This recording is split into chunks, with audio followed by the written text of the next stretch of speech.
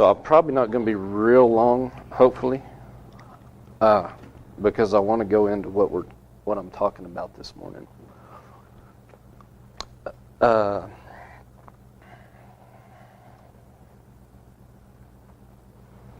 So probably 2 weeks ago, I realized something had shifted spiritually in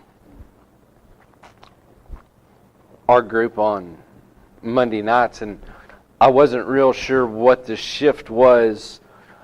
And it was strange because we didn't do anything that Monday night. We actually just ate hamburgers and went to the pond and swam and fished.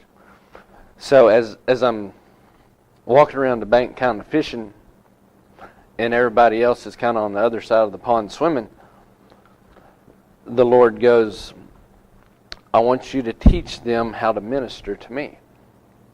And I was like, I don't have language to do that. And I'm pretty sure that I do that on my own, but I really don't have a language how to teach that. And so I was sitting there, and Parker had he told me, you need to listen to this message that Michael Miller preached the other day. And so it was a few days later that I finally listened to the message, and it was really interesting because it was talking about the Levites and the priesthood. And I'm still trying to figure out, Lord, how do I put language around something that I do usually out in the woods by myself, that I'm really not sure how to enter other people into the same place that I enter in. And through this whole conversation between me and God for about 3 days, he just kept going, the Alabaster Flask. I was like, okay, I need to read that. So the next day, same conversation is going up, and same thing, the Alabaster Flask. I was like, okay. So about 3 or 4 days after him telling me about the Alabaster Flask, I finally got around to reading it. And before I had read it this day, I was sitting there at my bench working, and he tells me, he says, grab a pen and paper. And I'm like, okay. You've never told me to grab a pen and a piece of paper. So I knew something was coming. So I grabbed a pen and a piece of paper. And as soon as I had the pen and paper in my hand, it just automatically came, which is really strange because I don't think I've ever received a word in that fashion before. And I'm sitting there, and it's just flowing out of my pen. And so this is what he told me to write.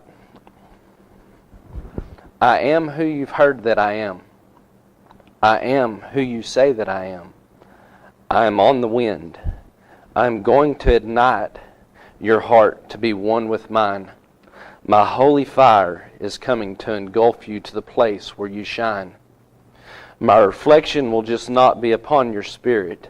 It will permeate through your whole being. I am coming with my fire. It is time to yield. It is time to burn. You will understand the scars I carry. As the understanding of my wounds reveal my love, the tenderness of your heart will reveal me to all. The door is open. Come and pour yourself out on me. I've wanted one thing, and that is you.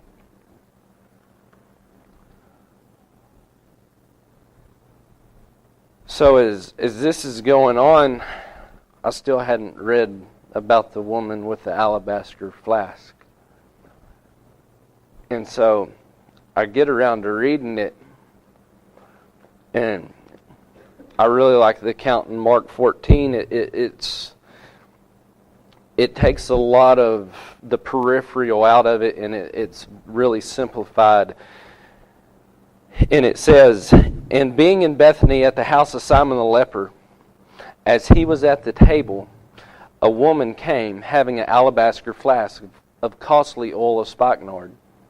Then she broke the flask and poured it out on his head."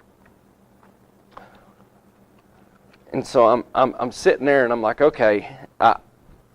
By this time, I've kind of got a grasp on the Levitical priesthood and what they do, and I really don't have a grasp of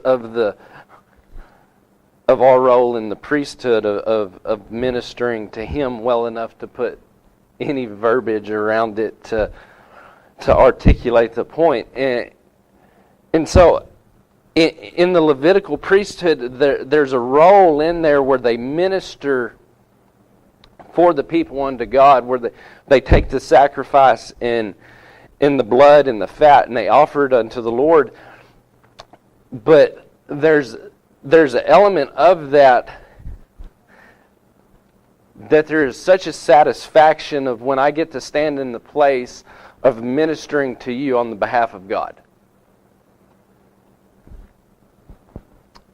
And we're really good at ministering to one another on the behalf of God. So much so that we go to conferences and we hear numerous amounts of teaching on how to get out of our comfort zone where we can actually do this thing that we've been called into, and the focus has been on this. And I looked and I looked and I looked because I had no language to wrap around ministering unto the Lord. There's nothing. There's maybe 5 or 6 things you can watch on YouTube, and it's real funny because most of the 5 or 6 things that I listened to, they all got twisted in it because it was really all about me coming to God in the place of ministering unto Him where I can get my need met. And I thought, that's funny. I thought I was supposed to come and minister to Him. But everything they're teaching and preaching about, it was about me getting my need met because I came to pour myself out on Him. So I'm thinking to myself and I'm talking to the Lord and I'm like, well, this can't be absolutely correct. Because I was called to minister to you. And I know you're good and I know you're gracious and I know you're loving and you're kind and all this stuff that you are, and inside of the realm of being or just being around you, it ministers to me, but my heart's focus and the intent wasn't to get ministered or get touched. It was to come and minister to you. But how can I minister to the one that created everything? It came from you and it's coming back to you and it's all towards you, and all of creation itself is pointing towards you, saying that you're the king, and what do I have to offer? And then he goes, the alabaster flask. And I'm like, I don't get the significance of it. This woman brought a flask of perfume. He said, yeah, but the flask of the perfume that she brought was the sum total of her wealth for the year. And she deemed me worthy enough to break the sum total of her worth and pour it out on me, not wanting to receive anything. Because she found me worthy to pour her sum total of substance out on my feet. Sorry, my eyes are shut.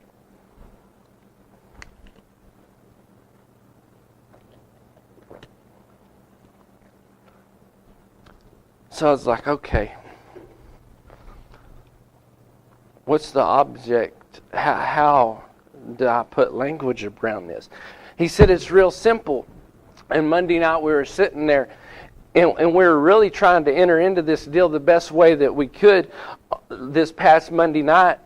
And as we were sitting there, he showed me a picture of something that he showed me several times. And I love when he shows me this picture, because somehow I relate to this character in the Bible. And I really don't know why I relate to him, but I get him. And he shows me a picture of John the Baptist standing in the Jordan River. And it was the same picture I've seen probably 50 times, literally, that he's shown me. There was nothing different about the picture. And John standing in the river, and on the bank are all these people. And John goes to open his mouth, and I'm thinking I'm fixing to hear the thing that I've heard John say probably the last 50 times I've seen this picture the Lord showed me. But as soon as John opened his mouth in the river, something different came out of his mouth.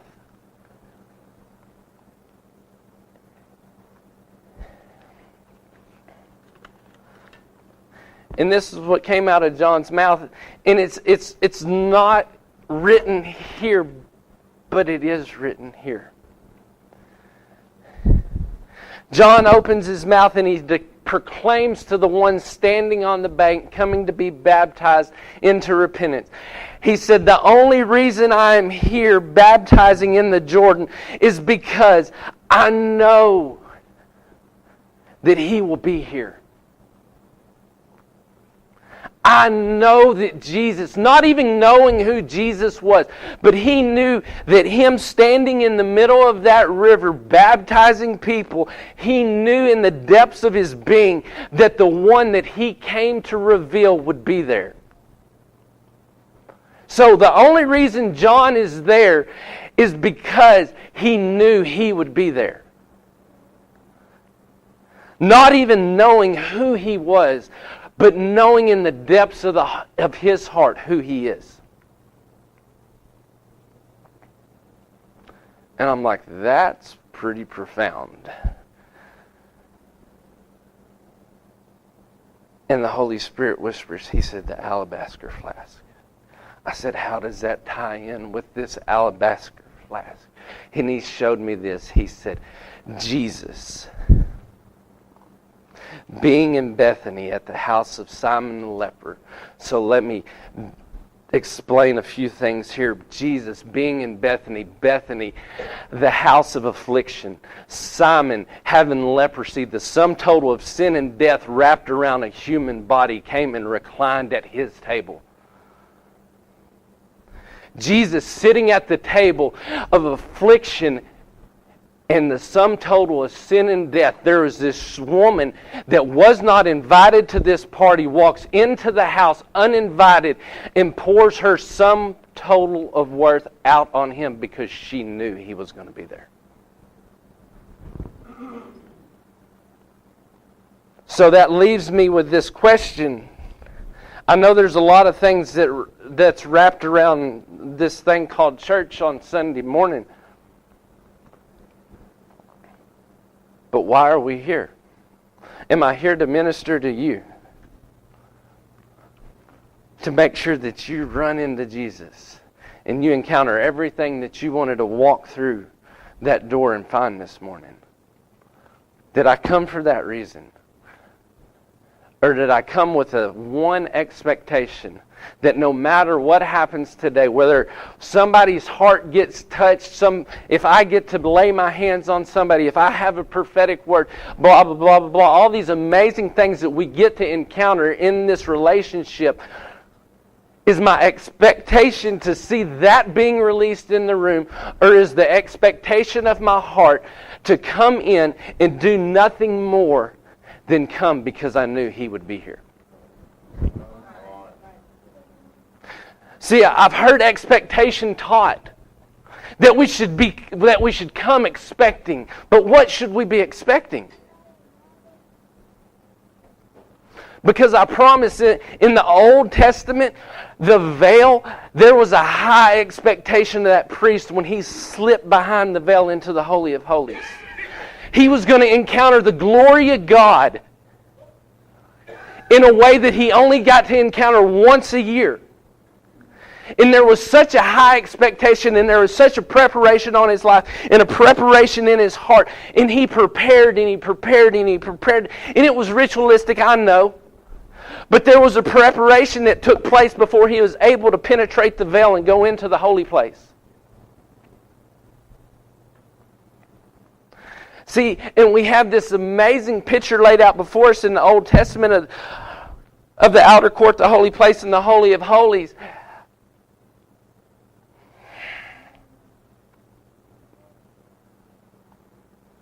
And then on the day when he was nailed to the tree, all of a sudden that picture got shifted. And I don't think religion took the shift.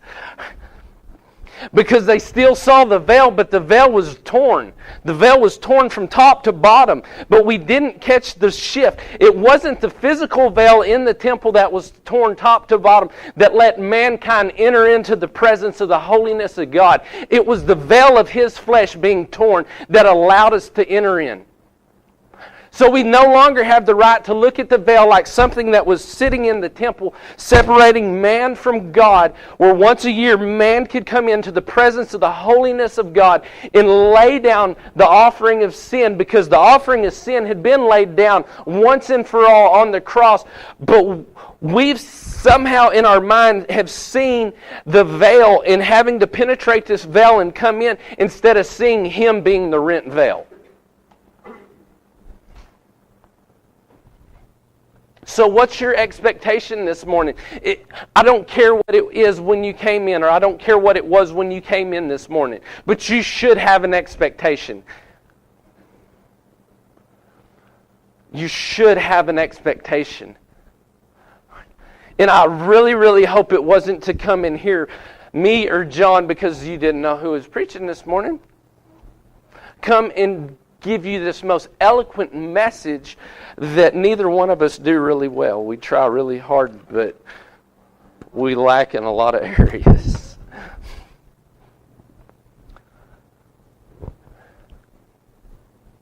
So what's the expectation? What's your expectation? If it's anything besides Him, change your expectation. What happens? What happens on a Sunday morning, June the 10th, that we walk into a cafeteria of an intermediate school, but our heart was set on one thing, and that one thing really was just to see Him? Maybe just a glimpse. Maybe like the woman with the issue of blood, I know if I can just reach and touch the hem of His garment. Maybe if I, just a maybe. What if my expectation lied in the maybe?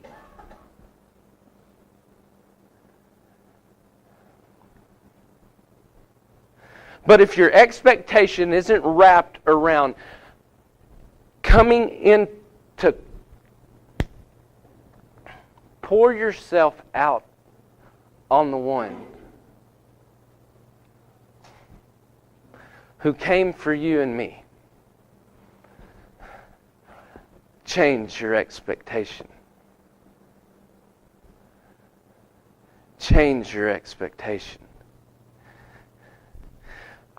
Because over 2,000 years ago, a woman that was uninvited to a party deemed Him worthy, and she didn't know the full story.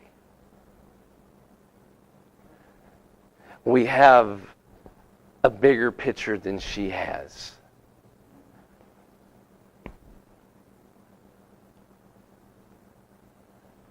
So, as Rebecca and Caroline come up, I don't care what it looks like. I don't care if you know how to do it. Position your heart with the expectation of, I'm only here for Him.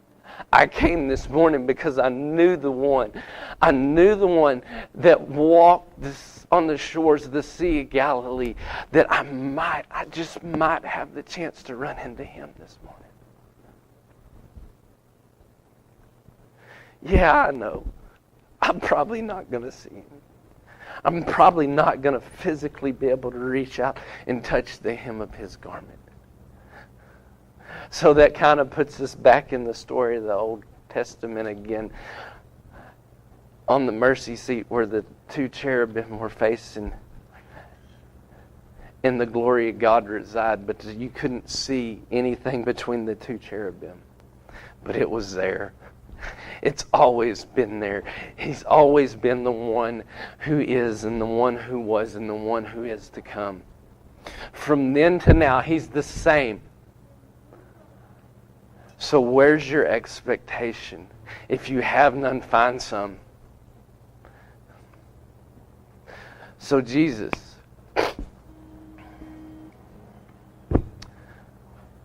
we love you. We love you, we love you, we love you the best that we know how to love you. And just like the woman with the alabaster flask, the sum total of our worth is nothing compared to the goodness of all that you are. But there's one thing that you came for. It wasn't for our sin, it wasn't for our mistake, it wasn't for our deliverance, and it wasn't to be set free. You came for me. If you wanted all the other stuff, you wouldn't have thrown it into the sea of forgetfulness. But you came for me.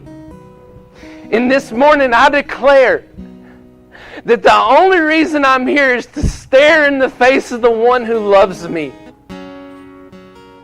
and declare your worthiness and adore you and get lost in the wonder and the majesty of all that you are. I don't care if you touch me. I don't care if you minister to me. I don't care if the person next to me gets ministered to at all. I'm here to minister and to pour my heart out on you. That's why I'm here. No other reason. And I probably can't even do it well. But I ask as I step into it. Oh, that you would lead me to the place that you desire. The place where you find pleasure. The place like where the Levites, when they sacrificed the offering of the blood and the fat, that I offer up the fat that I have. The satisfaction that you desire would come from me unto you. And this morning that you would find pleasure in my offering. So I love you and I thank you for the privilege and the honor to do nothing more than pour myself out on you. So I ask that you would lead us the way that you want us to be led. The way that you want us to be led, that you would lead the party. And you would show us how it's done. Have your way. Have your way. In Jesus' name.